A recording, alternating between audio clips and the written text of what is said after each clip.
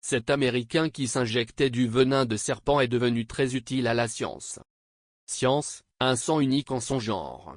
C'est l'histoire d'un passionné des serpents qui par un heureux hasard se retrouve au cœur de la conception d'un antivenin sans précédent pour protéger d'une dose mortelle de venin injecté par les serpents les plus dangereux du globe. Avant la parution d'une étude très encourageante ce vendredi 2 mai dans la revue Cell, tout semble avoir commencé par la couverture médiatique dont fait l'objet Tim Friede depuis de nombreuses années. Amoureux des reptiles rampants, cet expert autodidacte a la particularité de s'être lui-même administré du venin pendant 18 ans, jusqu'en 2018. Résultat ?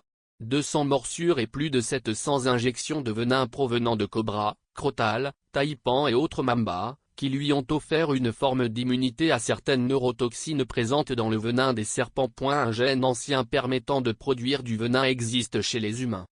Une telle capacité a tapé dans l'œil d'un certain Jacob Glanville, immunologiste de profession, captivé par le diamant brut que pouvait représenter Tim Friede pour ses recherches, malgré des articles de presse plutôt au tape à l'œil, vendant se passionner comme un fou mordu par des serpents.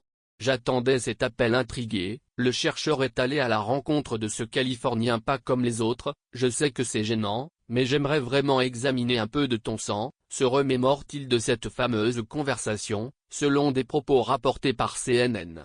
La réponse de Tim Friede ? Enfin, j'attendais cet appel.